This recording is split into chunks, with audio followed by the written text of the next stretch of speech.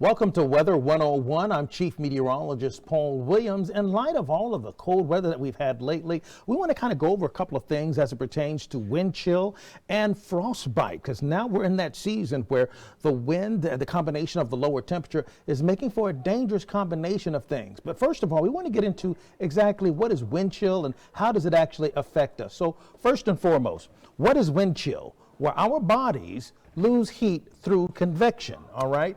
And it's a natural process. However, with little to no wind, a layer of that heat remains to help us to stay warmer. For example, we're using 20 degrees as an example and no wind. So 20 degrees feels like, well, 20 degrees.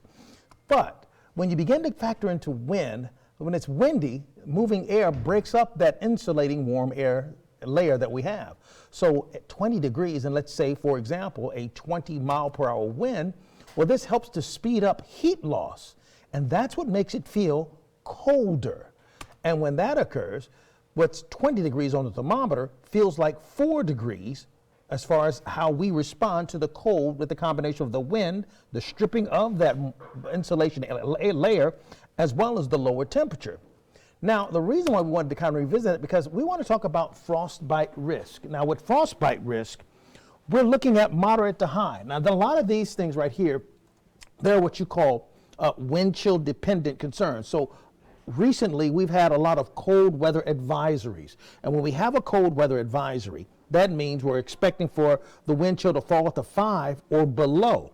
And so that's a new advisory that's been initiated and commissioned by the National Weather Service.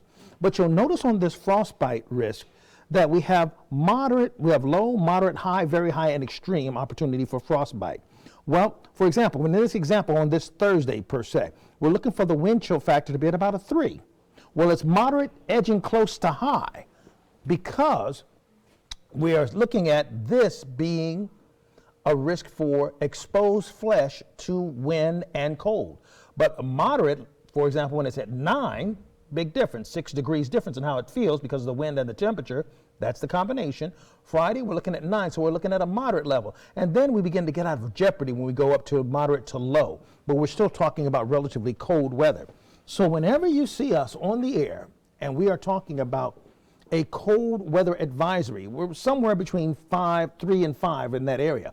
But if we're ever talking about wind chill factor that's below 0, then that's when we get into a high level of concern for possible frostbite. And remember, frostbite symptoms can kick in, depending on how cold it is. It can be as fast as 30 minutes or less in some cases. And you have to be very mindful for folks who are very susceptible to getting ill very easily. Young children, older adults, you have to be mindful of pets as well. They can also suffer from frostbite. So we wanted to go ahead and just share this with you briefly, because as we are in the midst of this cold weather season, you need to know the lingo and what it means to you. I'm Coast TV Chief Meteorologist Paul Williams, and this has been your Coast TV Weather 101.